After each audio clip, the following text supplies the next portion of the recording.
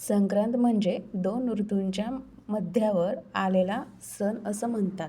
संक्रांतीपासून तिळातिळाने थंडी कमी होते तर उन्हाळा सुरू होतो. या वातावरणात झालेल्या बदलामुळे बरेचसे सण आजारी पडतात. तशी मी देखील आजारी पडली आहे आणि याच बदलाकरिता आपलं शरीर तयार व्हावं म्हणूनच कदाचित आपल्याला पूर्वजनांनी या भोगीच्या सणाची प्रथा पाडली असावी. या भाजीमध्ये भरपूर साऱ्या वेगवेगळ्या चवींच्या आंबट, तुरट, गोड चवींच्या भाज्या वापरल्या जातात, ज्याला काही भागांमध्ये खेंगाट किंवा इतर नावांनाही ओळखले जातं. तर ही भाजी बनवली जाते. संक्रांतीच्या आदल्या दिवशी भाग बदलला की तशी प्रथा बदलते ना, तशातच पद्धतीने भाजी बनवण्याची पद्धत देखील बऱ्याच भागांमध्ये वेगवेगळी असू शकते. नमस्कार, मी उमा तुमचं टेस्टी उमा रेसिपीमध्ये अगदी मनापूर्वक स्वागत करते.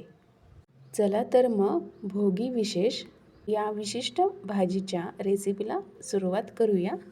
तर येथे मी भोगीची भाजी बनवण्यासाठी एक मीडियम आकाराचा बटाटा हे या स्लाईसमध्ये छोट्या स्लाईसमध्ये कट करून घेतले. सोबतच वांगीसुद्धा मी कट करून पाण्यामध्ये ठेवले, कारण की ते काळी पडू नाही यासाठी.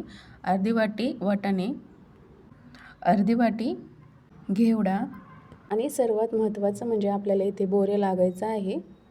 7 भाज्या हे घेतलेल्या आहेत. तर सर्वात अगोदर आपण वाटण हे बनवून घेणार आहे. तर त्यासाठी लोखंडी तवा हा गॅसवर ठेवायचा. तवा हा गरम झाला तर त्यामध्ये अर्धी वाटी तीळ हे आपल्याला यामध्ये टाकायचं आहे आणि छान 1 ते 2 मिनिट हे आपल्याला छान असं मीडियम हीटवर भाजून घ्यायचे. 1.5-2 मिनिटानंतर ते तीळ प्लेटमध्ये हे काढून घ्यायचे आणि त्याच तव्यावर आपल्याला कांदा हा भाजून घ्यायचा आहे. कांदा लो टू मीडियम हीटवर छान असं अर्धा मिनिटभर हे परतून घ्यायचं. असं परतून झालं तर 1 चम्मचभर यामध्ये तेल हे टाकायचे. कांदा टाकल्याबरोबर लगेच तेल हे टाकायचं नाही. कांदा टाकल्यानंतर थोडंसं फिरवून घेतल्यानंतर अर्धा मिनटानंतर तेल हे टाकायचं. त्यानंतर खोबरं पाववाटी. खोबरं मी येथे उभ्या आकारामध्ये हे कट करून घेतले. हवं तर तुम्ही खोबरे हे किसून देखील यामध्ये टाकू शकता. सोबतच 2 बेडगी मिरच्या मधून कट करून ते देखील मी यामध्ये टाकते. बेडगी मिरच्या नसल्या तर नाही टाकलं, स्किप केलं तरी देखील चालेल.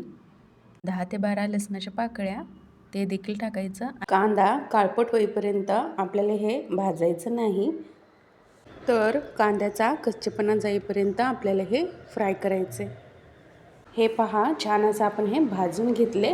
आता ते पूर्णपणे थंड झाल्यानंतर मिक्सरच्या भांड्यामध्ये टाकून आपल्याला हे बारीक करून घ्यायचे. आपण न भाजता हे मिक्सरच्या भांड्यामधून डायरेक्ट वाटणसुद्धा बनवून घेऊ शकतो, पण असं भाजलं तर चव भाजीला छान येते. सोबतच 1 मूठभर कोथिंबीर, जिरे हे सुद्धा टाकले आणि यामध्ये आपल्याला तीळ देखील टाकायचं आहे. तर थोडंसं पाववाटी तीळ आपल्याला साईडला ठेवायचे. तर का तर ते मी पुढे सांगते. आता हे सर्व आपल्याला मिक्सरच्या भांड्यामधून बारीक करून घ्यायचे. तर हे पहा, आपल्याला हवं तसं बारीक झालेलं नाही, तर यामध्ये 2 ते 3 चम्मच यामध्ये पाणी टाकायचं आणि पुन्हा एकदा आपल्याला फिरवून घ्यायचे. जितकं हे वाटण बारीक करून घ्याल ना, तितकं भाजीला टेक्स्चर हा छान येतो. आता पाहूया नेक्स्ट प्रोसेस. तर कढईमध्ये मी येथे 2 टेबलस्पून हे तेल गरम करण्यासाठी ठेवलेलं आहे. तेल छान असं गरम झालं तर यामध्ये अर्धा चमचाभर मोहरी यामध्ये टाकायचं. मोहरी छान अशी तेलामध्ये तडतडली तर आपण बनवून घेतलेले वाटण हे पूर्ण यामध्ये टाकायचे. साधारणतः 3 ते 4 मिनटं हे वाटण आपल्याला परतून घ्यायचे. मसाल्यातून तेल हे सेपरेट होईपर्यंत आपल्याला हे वाटण परतून घ्यायचे. तर आपल्याला काही कोरडे मसाले यामध्ये ॲड करायचे. पाव चमचा हळद, घरगुती काळा तिखट येथे मी 1 चमचाभर इतका टाकलेला आहे. त्याचसोबत काश्मीरी लाल मिर्च 1 चम्मच, धने जिरे पूड 1 चमचा. जास्त काही मसाले टाकण्याची अजिबात गरज नाही आहे. हे 3 ते 4 मसाले हे तर खूप सुरेख भाजी होते. हे पहा, छान असं मसाले आपण परतून घेतलेले आहे. तर यामध्ये आपण कट करून घेतलेला मीडियम आकाराचा बटाटा, त्याच्यावरची साल काढून बटाटा हा स्वच्छ धुवून यामध्ये टाकायचा आहे. त्याचबरोबर अर्धी वाटी मटार, 1 वाटी घेवडा, थोडीशी बोरं, बारीक साईजमध्ये कट करून घेतलेला टोमॅटो, उभ्या स्लाईजमध्ये कट करून घेतलेले गाजर, 1 वांगी बारीक फोडीमध्ये कट करून ते मी पाण्यात साईडला ठेवलेले, ते पाणी काढायचं आणि फक्त वांगी यामध्ये टाकायचे. आपण जे भाज्या टाकल्या आहेत ना, यामध्ये तुम्ही थोडं कमी जास्त प्रमाणातसुद्धा घेऊ शकता. आता चवीनुसार हे मीठ टाकायचे.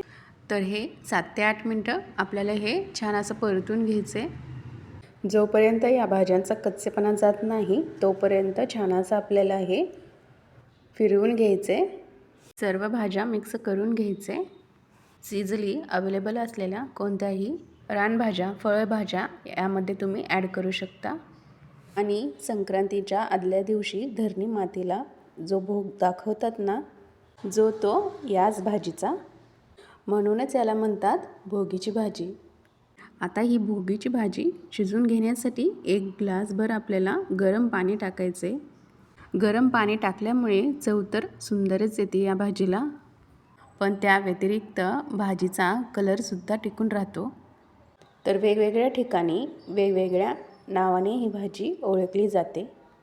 तर काही ठिकाणी लेकुरवाणी भाजी, तर काही ठिकाणी गावरान खेंगाट, तर आमच्या इकडे याला पंढरपूरच्या साईडला भोगीचीच भाजी म्हणतो. आता याच्यावर झाकण ठेवायचे आणि आपल्याला शिजवून घ्यायचे. तर 4 ते 5 मिनिटानंतर पाहूया ही भाजी शिजली की नाही. तर हे पहा, छान अशी ही भाजी शिजलेली आहे.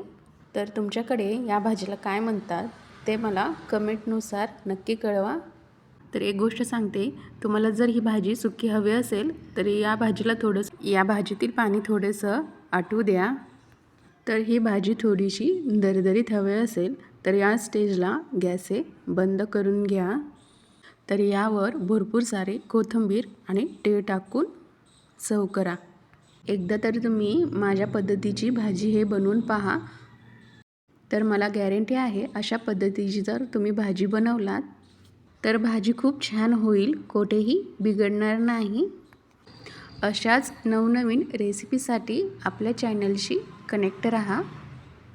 व्हिडिओ हा आवडला असेल तर व्हिडिओला लाईक, शेअर, सबस्क्राईब करायला विसरू नका. तर पुन्हा भेटूया अशाच एका नवीन रेसिपीसोबत. तोपर्यंत तिळगुळ घ्या आणि गोड गोड बोला. बाय.